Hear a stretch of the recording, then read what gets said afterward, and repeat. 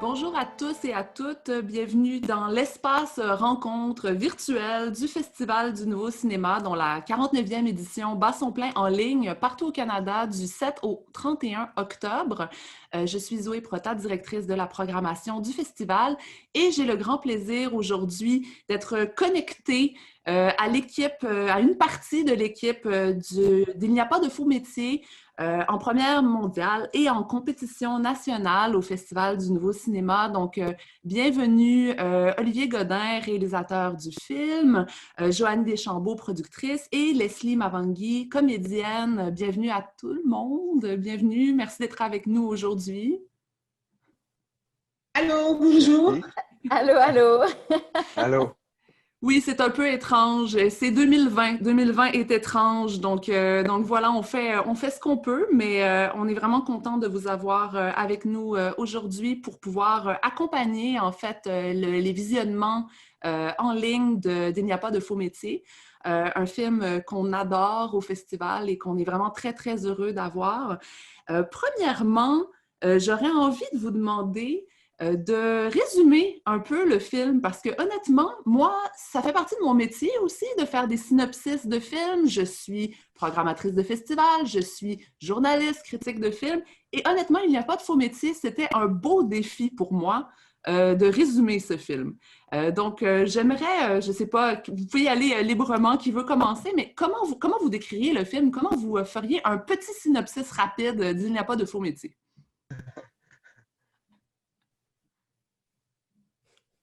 Ah ben c'est toi, Olivier, qui va le faire. C'est C'est toi, Olivier, qui va le Olivier, faire. t'es conscient que c'est ton travail. Je pourrais parler d'à peu près 10 synopsis différents pour ce film. Je sais. C'est pour ça que j'ai envie d'entendre le vôtre. Voilà. Ben, Olivier, on te passe la parole. on l'avait un peu résumé en disant que c'était l'histoire de trois écritures qui se rejoignaient et dans une certaine mesure ouais, on pourrait le résumer comme ça, mais c'est aussi, je pense que la difficulté, c'est que c'est un film sur bien des choses. On est parfois un peu trop habitué à des films qui sont sur une chose, sur un sujet. Là, on a un film qui est sur l'art, sur la pensée critique, sur l'amour, sur l'amitié, sur la vérité, le cinéma, la lumière, la ténèbre, un film sur les couleurs, un film sur la créativité, un film sur... Sur Et il y la a beaucoup de langue. personnages sur la langue, oui, exact, sur Trois-Rivières, sur Oui. Montréal, Sur l'anglais versus le français. c'est ça, sur plein de choses. Puis en même temps, c'est un film qui est porté par ses personnages et non par son intrigue. Les personnages sont libres dans l'œuvre. Ils ne sont pas prisonniers de schémas narratifs et de l'intrigue. Ils ne sont pas prisonniers de l'intrigue. Donc, je pense que tout ça rend ça peut-être un peu difficile, mais pour rassurer les spectateurs, il y a quand même une cohérence et je pense qu'elle vient justement des spectateurs, pardon, des personnages.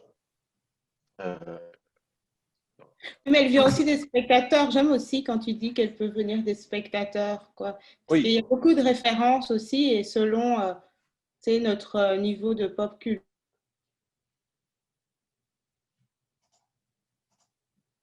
Toujours chercher un sens dans tout et quand on n'est pas en train de chercher un sens, il y a quelque chose qui nous est proposé. oui, mais Je pense qu'il n'y a pas de métier permet ça. ouais, puis je cite tout le temps cette phrase de Godard. Je sais que c'est cliché là, de parler de Godard, mais il disait il ne faut pas comprendre, il faut prendre. Mais il y a aussi Pessoa qui avait écrit, c'est peut-être encore plus beau, là, comprendre, c'est oublier d'aimer. Et après ça, j'aime beaucoup ça. Et puis, tu sais, c'est une œuvre qui est très ouverte, comme tu le dis, Leslie, qui est très peaufinée, mais qui est quand même un peu brouillonne. Ça donne l'impression que ça part dans tous les sens, mais dans ce sens-là, elle est aussi accueillante et surprenante, puis elle stimule le spectateur, puis elle fait advenir ce qu'on n'attend pas, Oui. on s'attend pas. Donc, on pourrait dire que c'est un film dont vous êtes le héros. Oh, wow! Oui, Non, waouh, mais waouh, waouh, waouh, est-ce qu'on va terminer là-dessus? Non, mais c'est vrai que, juste pour reprendre ce qu'Olivier dit, c'est un film qui demande au spectateur d'être présent.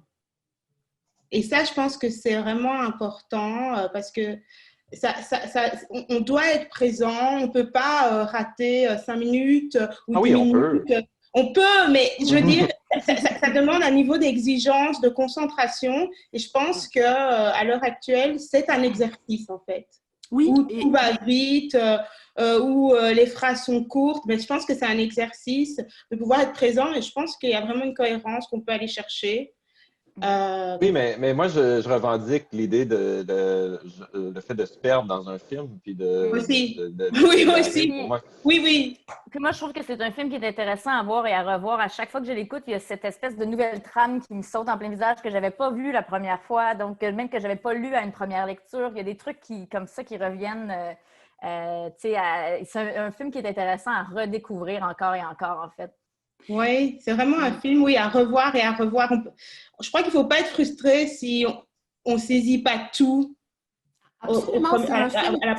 au premier C'est visionnement. un film extrêmement généreux, en fait, de par sa multitude de personnages, sa multitude de récits. Et au niveau du rythme aussi, étant donné que c'est un film très généreux, puis une trame très généreuse et très ample, vous le disiez, je reprends quelques mots que vous mentionniez, même si quelquefois on perd quelque chose, on se rattrape la scène suivante, on se rattrape à la séquence suivante et notre intérêt et notre stimulation est constante en fait. Et ça, c'est quelque chose d'extrêmement précieux et d'extrêmement rare. Et donc, selon vous, la cohérence du tout viendrait des personnages? Selon moi, je pense que oui. Enfin, moi, dans ma façon d'écrire, dans ma façon. En fait, je pense les personnages pour des acteurs précis, j'écris pour eux et je leur fais porter. Je dis le mot généreux, j'essaie d'être généreux avec mes acteurs. On ne les paye pas beaucoup, mais on essaie d'être généreux. C'est quelque chose que tu avais mentionné il y a 2 ans. On était déjà au festival pour la première d'En attendant avril, ton film précédent, Olivier. Et tu avais dit ma gang de comédiens, je vais les retrouver pour un prochain film, on va tourner chez moi. Vous aviez commencé à faire des blagues sur un film d'appartement, etc. Il n'y a pas de faux métier quand même beaucoup plus ambitieux qu'un film d'appartement. Honnêtement, il y a beaucoup de gens, il y a beaucoup de fils narratifs, il y a beaucoup de décors. Donc, comment vous êtes passé du petit film d'appartement à cette œuvre-là? Ben, quand j'ai approché Joanie, qui produit le film, j'ai approché avec le scénario. Le scénario faisait peut-être 140 pages, quelque chose comme ça. Il y avait, et je me suis dit, bon, elle va me demander d'enlever des trucs. Elle a lu le scénario et quand on s'est rencontrés, on ne se connaissait pas. Je pense qu'elle est tombée en amour avec le scénario. Puis ça m'a vraiment fait un petit velours, le fait que pour elle, elle prenait le projet et elle a dit, regarde, on fonce. Ça me semble impossible et improbable avec le budget qu'on a. Mais on fonce, puis on va trouver un moyen. Il y a eu des sacrifices, il y a eu toutes sortes d'affaires, mais ça fait partie de l'aventure. Ça fait partie de la beauté de tourner avec peu de moyens aussi. Donc, de réécrire constamment. Il y a eu des réécritures, il est arrivé plein d'affaires sur le tournage, comme toujours.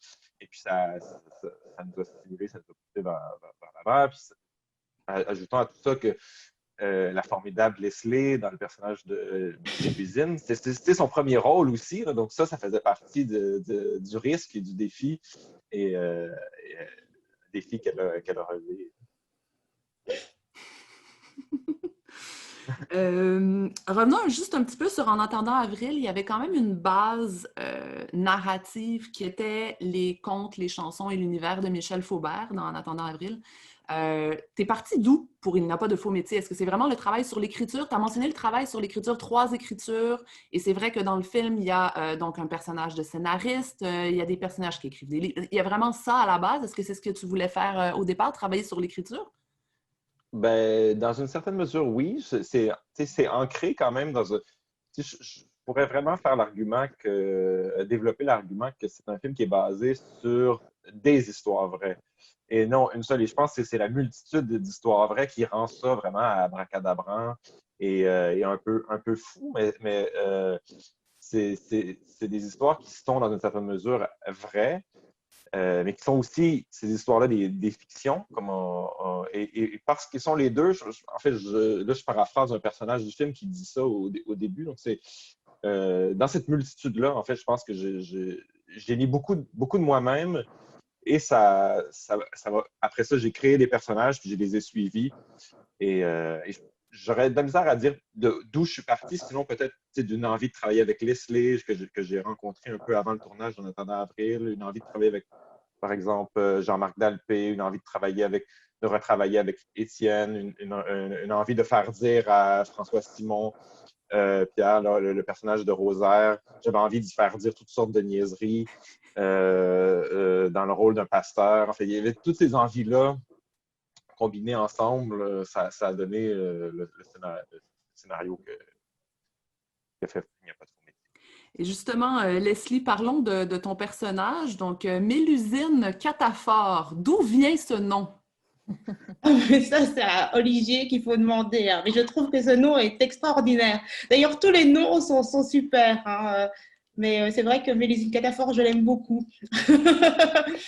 Mais je ne sais pas, Olivier, d'où vient Mélusine Catafore, le nom?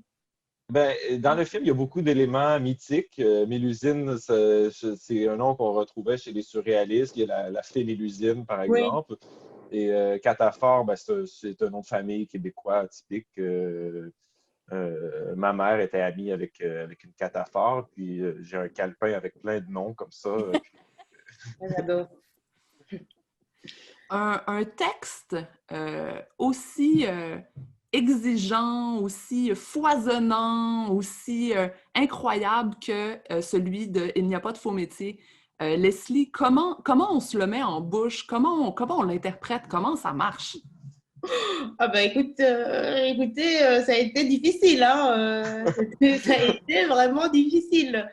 On travaille, on se prépare, on fait ce qu'on peut. C'est sûr que moi, j'ai été aidée. Oui, et puis Olivier est très présent. Avant la pré-production, on s'est beaucoup rencontrés, on a fait beaucoup de lectures. Puis j'ai été aidée aussi sur le côté... parce que c'était vraiment très difficile, le texte, trouver le sens du texte, parler le texte pour créer du sens. Non, ça a été vraiment très, très, très difficile. Il y avait beaucoup de textes, retenir beaucoup d'informations. Donc, ça a été très, très difficile. Voilà ce que je peux dire. Mais j'ai fait comme j'ai pu. C'était ma première expérience aussi, donc... c'est sûr que j'ai été aidée, c'était difficile. Mais c'était chouette, hein. C'était super. C'est ça le travail, hein, après tout, c'est ça le travail. Mais c'est sûr que ça n'a pas été évident au niveau de la mémoire, au niveau de... Et un texte aussi intense, est-ce qu'il est très écrit ou est-ce que vous le modifiez au jour le jour? C'est quoi la part de... C'est écrit à la virgule près. C'est écrit à la virgule près. Tous les mots sont... c'est hyper difficile. Moi, c'est hyper difficile. Mais non, tout est écrit. Tout est écrit. Ouais, c'était mon sentiment, mais j'avais envie de vous l'entendre me le confirmer. Oui, voilà. Je ne sais pas s'il fallait le dire ou pas. C'est pas un secret. Moi, je suis tombée. Oh, mince. Leslie, tu dis ce que tu veux, hein, d'habitude. Normalement, tu dis pas mal tout ce que tu veux, donc... Je le sais, mais là, je suis comme, est-ce que je viens de ruiner le bazar ou pas? Non. Tu n'as ruiné aucun bazar. Mais il faut dire aussi que Leslie était vraiment à son affaire extrêmement... Tu sais, c'est une comédienne extrêmement talentueuse pour être capable de porter ce texte-là qui est extrêmement dense. Leslie, comme première expérience, on en parlait, c'est une comédienne incroyable, là, vraiment. Mais non. Franchement, là, je ne sais pas quoi. Hein. Ouais, moi, je je sais. Moi, j'ai aimé, tout ce qui compte, c'est que moi, j'ai aimé être sur le plateau, j'ai aimé faire le travail, j'ai aimé travailler avec Olivier, j'ai aimé travailler avec Joanie, Jean-Sébastien, Marie-Pierre. L'équipe de tous les techniciens était fantastique, Renaud, Anna, Mathieu, enfin, c'était vraiment un petit bonheur avant, pendant, après, et ça vaut tous les textes difficiles du monde. Et donc, Leslie, c'est ta première expérience, vous l'avez dit plusieurs fois, mais tu es vraiment entourée de toute la bande de comédiens, de comédiennes fétiches d'Olivier. Donc, on retrouve Johanna Nutter, Tatiana Zinga-Botao, François-Simon Poirier, Ève Duranceau.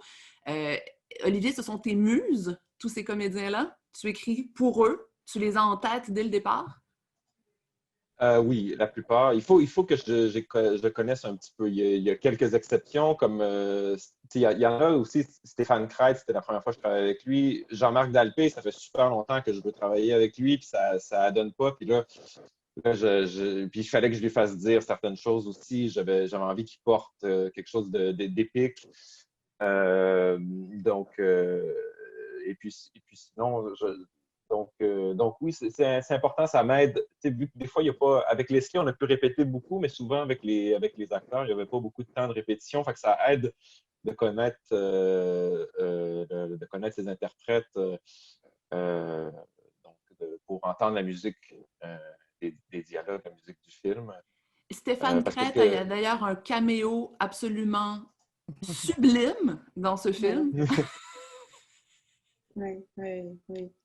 Ouais, lui et Étienne, on a vraiment l'impression qu'ils sont vraiment père et fils. Il y a vraiment une espèce de complicité qui s'est créée entre les deux. Et puis c'était vraiment beau à voir. Puis j'étais content. Je me suis toujours dit que je devais travailler avec tout le monde qui avait joué dans une galaxie près de chez vous. Puis là, c'est un de plus de cocher. Un de plus dans ta liste. Exact. J'aimerais vous entendre sur l'humour parce que moi, j'ai littéralement hurlé de rire en regardant le film. Et faut dire que ça n'arrive pas souvent quand on regarde un film seul et encore moins dans le cadre du travail. Donc, honnêtement, d'abord, merci pour ça parce que c'était vraiment un moment exceptionnel. C'est une comédie, le film. Il n'a pas de faux métier. Je veux dire, c'est une comédie complètement unique en son genre, mais c'est de la grande comédie. Et l'art de la comédie, on le sait à quel point c'est difficile. C'est un poncif de dire ça. Olivier, qu'est-ce que tu veux comment tu travailles le comique? Qu'est-ce qui te fait rire? Le cinéma me fait rire. Sinon, qu'est-ce qui me fait rire? Le cinéma me fait rire. Les dialogues me font rire. J'essaie de faire une comédie, mais sans rien souligner. Évidemment, il y a des trucs plus gros. Puis j'essaie que la comédie vienne d'un peu partout, là, de faire cohabiter des moments assez... il y a des trucs assez gras, puis assez grivois, puis assez gros. Absolument. Et il y a des trucs un peu plus fins. Mm-hmm. Puis, j'essaie après ça va être au spectateur de dire si j'y arrive, mais j'essaie de créer une atmosphère comique et puis quelque chose aussi dans lequel la poésie ne serait pas étrangère. Une poésie qui peut venir des images, qui peut venir des gestes, des personnages, etc. Mais ce serait vraiment pas à moi de le dire. Je serais plus curieux, mettons, quelqu'un comme... Quand j'ai rencontré Joanie, elle connaissait pas mon travail. Depuis tantôt que je veux, moi, c'est vraiment ça qui m'a fasciné de ce scénario-là. C'est cette poésie, cette densité-là, cette qualité d'écriture-là. Et il n'y a pas une page sur les 140 pages que je n'ai pas éclaté de rire. Puis j'étais sur un plateau de tournage de stop motion super silencieux. Puis il a fallu que je m'en aille du plateau. J'étais pas capable d'arrêter de rire en lisant le scénario tellement c'est... Moi, il y a plein de blagues que je trouve savoureuses. On parle d'atmosphère, on parle du jeu des comédiens, mais à la base, dans le texte, c'est rempli de petites craques, de petites subtilités tellement drôles. C'est vraiment ça qui m'a fait tomber en amour avec le texte de lui. Et puis, on a mentionné, c'est Leslie qui l'a dit au départ, référence à la pop culture. Alors, il y en a beaucoup dans le film. Quelque chose qui est vraiment chouette, qui est vraiment savoureux, c'est, comme on pourrait dire, le mélange entre ce qu'on appelle le high art et le low art dans le film. Donc, on a des références à Buffy contre les vampires, Denzel Washington, The Weeknd, et tout ça dans un film que certains pourraient dire que c'est une comédie intello, mais il y a toutes ces références à la pop culture. Donc, comment ça s'articule tout ça? Moi, j'espère que c'est pas une comédie intello. De toute façon, je sais pas c'était quoi une comédie intello, mais pour moi, c'est plus une invitation à réfléchir aux images et à comment lire les images. Je veux dire, ce que je dis, par exemple, sur Buffy contre les vampires, ben, c'est une interprétation qui est valable à mon sens. Une interprétation philosophique de Buffy contre les vampires.